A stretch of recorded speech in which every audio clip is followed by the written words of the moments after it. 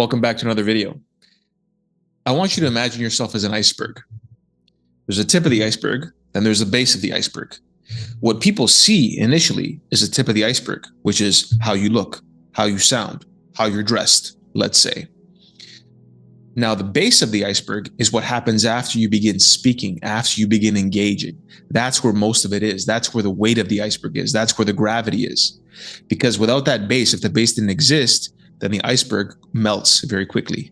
It can be moved around very easily. There's no foundation. So you have to remember that when we talk about style and substance, both are going to be required. But initially, style is going to be more important, because if the style isn't there, then you're not even going to be seen, let's say, or regarded. And there's a problem with that, because let's say, for example, if you're trying to live in the world and you're not being a monk, so you're not living on a mountain, then you're going to be engaging with other people. You're going to be doing different things. You're going to be out in the world. You're going to be wearing clothes, let's say.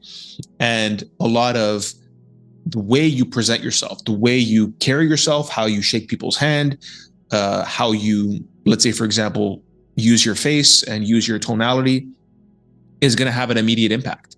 And so we have to make sure that, of course, style matters, but we're not relying on just style. So we're not being scripted robots. We're not being AI generated beings, right? Like we're seeing on the internet, and we're seeing it more and more in social media with posts, with videos that are scripted, perfectly edited. It's all style. So we have to make sure that we're being very attentive to the substance. Now, the substance itself, you at your very core, we have to make sure that it's really you and it's not something else. So what do I mean by this? Try sitting in the darkness for 20 minutes, 20, 30 minutes, sit in the darkness. What happens when you sit in that darkness? What comes to mind? Are you thinking about some Netflix series? Is a song playing in your head? Are you seeing faces that you've seen on social media, or hearing voices that you heard on YouTube or on podcasts? Right? Because if that's what's happening, then what's really happening is that you're not hearing the still small voice within. You're not really being connected to your source. You're not being connected to God. You're not being connected to yourself and who you really are, really and truly. So these are the things that we really have to pay attention to, because if we don't do these things, and if you don't do this exercise to find out what actually does happen, then we're being unknowingly conditioned. Right? Which means things are having an influence on us that are really controlling the way we think and the way we behave, and we're not even aware of them because we're always exposing ourselves to these things.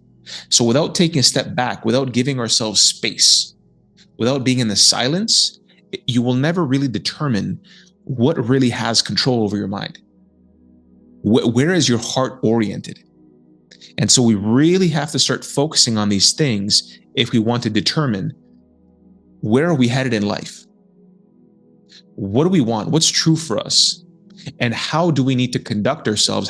Do we need to work to make sure that we're not constantly pulled by distractions and by vices that end up controlling our minds, controlling our perceptions without us even knowing it?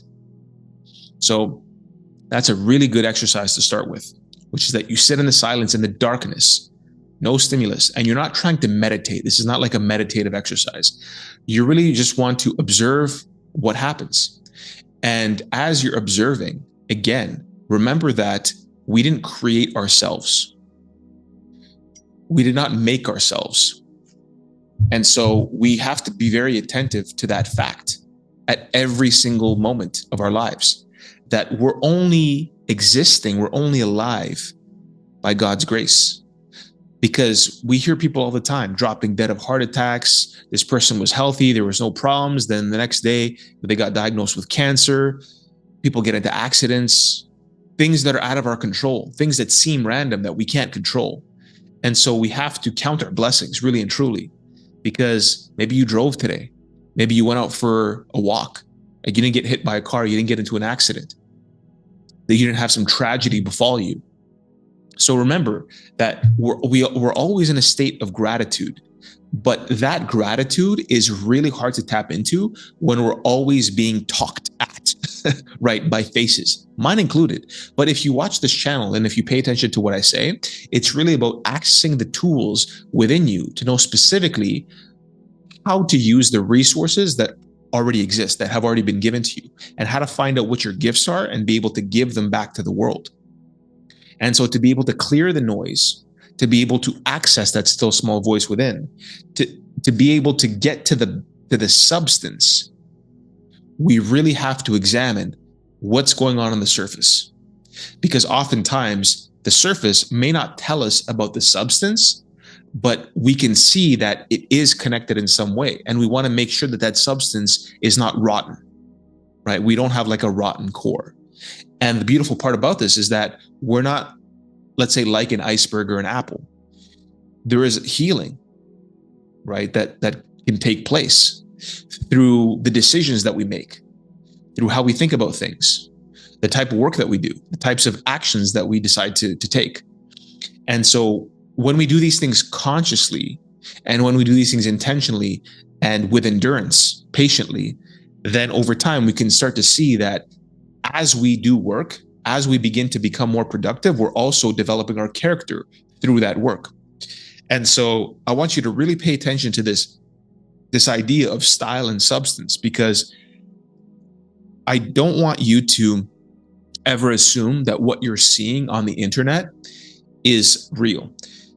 And so I want to be very careful about this, because there are some people who do open up and they expose themselves. If you watch my channel, I've talked about my relationships. I've talked about the fact that I was homeless. I've talked about my family. I've talked about many different things. So you can kind of like get to see an insight into my life, let's say. There are other people who present the persona, whether it's on this platform or other platforms. It doesn't really matter. But the point is that you want to be very cautious about bite-sized information and spending time consuming when you already know what needs to be done, but you're not doing it. And you're deluding yourself into thinking that you're doing something by watching things that you believe are giving you insights and more information. Meanwhile, it's just a procrastination tactic for you to not do the things that are uncomfortable and painful that will actually help you grow. So this is why it's important to take a step back and to step into the darkness, into the silence. Because when we talk about tactics, I talk about tactics all day long.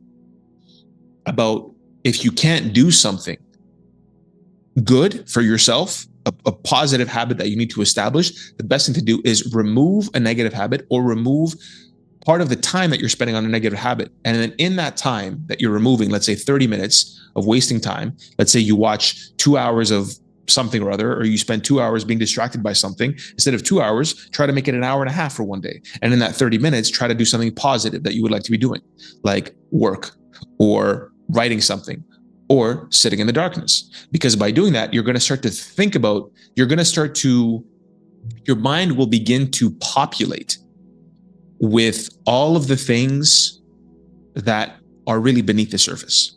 And if you're thinking about only superficial things, like I said before, music, TV shows, other people's voices, other people's faces, Instagram, this and that, then you know that you're not where you need to be. You are not where you need to be.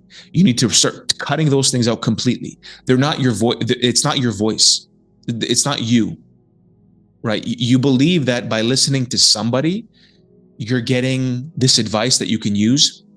But the problem is that it's not being implemented. Because if you're watching this, it's very likely that you've already consumed way too much information already. We all have. And so really start to think about developing that substance, right? Developing that base, making yourself solid, developing principles, developing qualities, doing the work, staying silent. Because remember, on the surface, there are waves, there's the sun, there's the clouds, things are happening. But when you go beneath the surface, that water becomes dark. And you can start to really feel the gravity. You can even, just by me describing it, you can get there's probably a different feeling that you're sensing right now internally, right? The tip of the iceberg, right? You're on the water, you're on the boat, there's things happening, and then you start to sink beneath the surface and you start to see the depth of that massive iceberg. So that's really where you want to put your focus.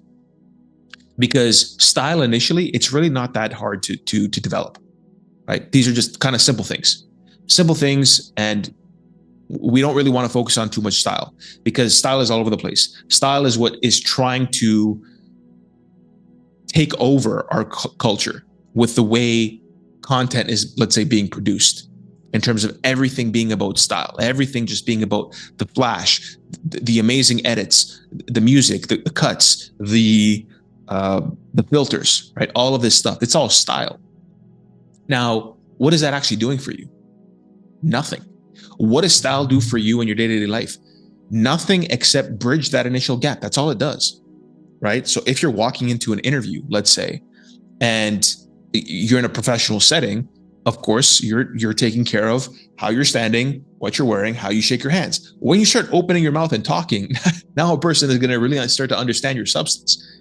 And so it's the same thing what happens behind the scenes. We can present ourselves in different ways, but what are we doing after the camera shuts off? What are we doing when people stop looking at us? What are we doing when we're all alone? Are we engaging in vices? Are we distracting ourselves? Or are we really doing this silent work that nobody's going to be applauding, but only you know, only God knows what it is that you're actually doing?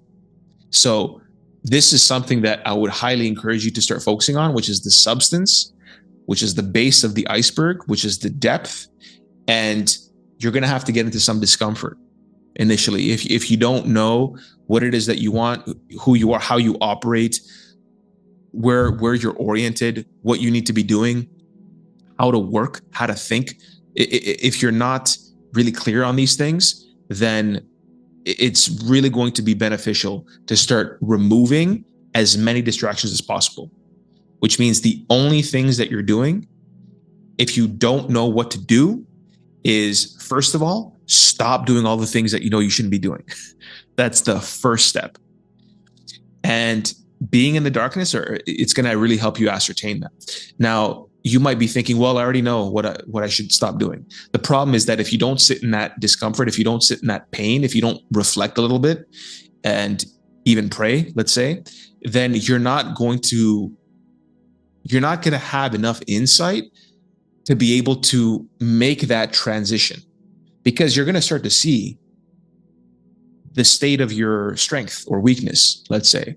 Because if you're in that space and you resort straight back to distraction or vices, then you know that, okay, there needs to be some tactics that have to be implemented, some habits, some easy things that I need to do right now to be able to build my life to the point where I'm clear on what I'm doing. It's fulfilling. I'm serving other people.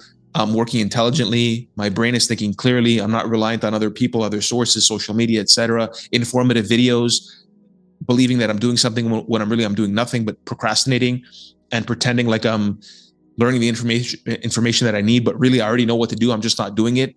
And by me distracting myself, I'm pretending like I'm doing something when really I'm doing nothing. So again, hard truths, but really necessary. So take some time, right? And reflect. And as you start to reflect, you're going to really start to see what's taking control over your mind, or what's really influencing you, what's conditioning you. And from that point, you're going to know what specific changes you need to make. And at that point, you can start making changes by referring to some of the other tools that I give you. But one main quick one would be to start removing vices and distractions, and maybe remove one at a time, remove 30 minutes a day or an hour a day. And in that time, you fill it with something that's going to move you closer to productivity, your fulfillment, being generous with other people, and putting yourself in a state of sobriety where you're thinking clearly and you can do things that will move the ball forward in your life, spiritually, mentally, financially, with your relationships, and every other area. And only you know what you need to prioritize by looking at your own life and really making that first move, which is taking action.